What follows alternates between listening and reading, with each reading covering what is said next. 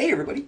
The purpose of this video is to get you some instructions to create a line graph in Excel, which these days mostly is used to track the behavior of a variable over time. Usually the horizontal axis is time and the vertical is whatever variable you're tracking. So what I did right here was I downloaded, I didn't download actually, I Googled congressional approval ratings from January 2015 up to the currently now March 2016. That's the earliest data I had. I was looking for something a little less depressing and more useful. One of the data sets I wanted to use was my family's data usage over time, which we actually track to keep track of data usage to make sure that we're staying within the limits of our usage policy through Ben Broadband. I'll come back to that in a minute. But I couldn't find that somewhere on my computer, so I decided to use this instead. So I got January 2015 congressional approval at 16%, February 2015 at 20%, and so forth and so on. If you want to, right now, you can pause the video and enter this data into Excel. I'll give you a shortcut on entering it. These dates here, when you type January 2015, it automatically senses it and changes the date to that. And then I type, February 2015, and then March 2015. Excel's kind of slick. It'll recognize that pattern, and if you select those three and then grab this little square here, it'll actually continue the pattern down and keep going until you let go. Kind of a slick way of doing it. So it takes some of the obnoxiousness out of the data entry. So if you want to pause the video now and you can put that data in your spreadsheet, that's great. Okay, so now to get the line graph, it's very simple. You simply select all the data you want to graph, go up to Insert, Line, and I like 2D lines, personally. And there she is. I mean, you're essentially done with the normal caveats of we should really check to make sure that we've got a title and things are clear and we can find everything. So first thing I'm going to do is I'm going to bold that. I'm going to get rid of the legend. Some of this is going to sound familiar from the last video about making the bar chart. It definitely needs title. So we're going to go up here to Insert, Layout, excuse me, not Insert, Layout, Chart Title above Chart. We're going to change that to Congressional Approval Ratings 2015 to 2016. That should be a good place to start. Actually, it was an interesting data set. I'm going to pull it over here so you can see it. I wanted to download it and graph the entire thing for you. Unfortunately, it's not in a downloadable format. I can't quite figure out how to get it downloadable. But they've got data all the way back through, I think, the 70s. Let me look again real quick. Let's see, is this it? Republicans? This is Republicans.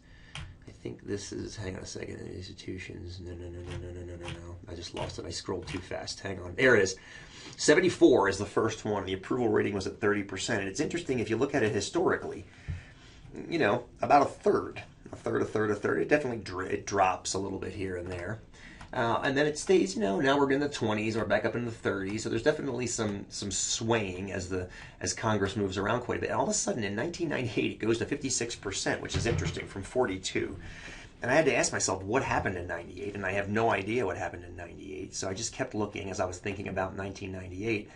And as I scrolled up higher, I hit October 2001, 84% approval rating, which essentially doubled it from the month before. And that's when I realized September 11th, 2001 happened right after they took this 42% poll. And look at approval rating, skyrocketed to 84% after that.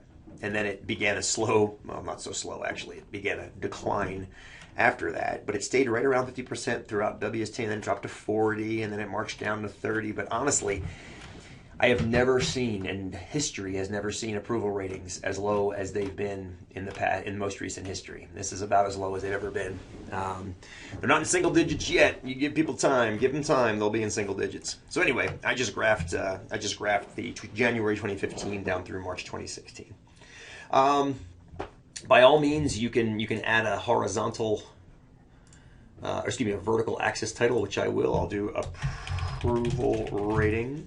Hopefully I spelled that right. There you go. You can make those fonts bigger if you want. There you go. You can mess with the data series too. What Gallup will often do, let me show you, they'll add data labels to them. Personally, I think it's a little confusing. Gallup will show you every other data label sometimes, like they'll come in here and they'll pick certain ones and delete certain ones, which you can do as well. I particularly I don't think you need them because you can actually, if you can read the graph, which is the point, the graph should kind of read itself. You probably don't need them. These ones I would leave the horizontal lines on for. You can totally delete them. But I think they're better left in because that way people can get reference. They won't get lost as their eyes move from here over to here. Just my opinion again. And I do encourage you, there are lots of options for these graphs, more than I'm showing you very, very basic stuff. So you can get in there and mess with them even more. But the big things, is there a title?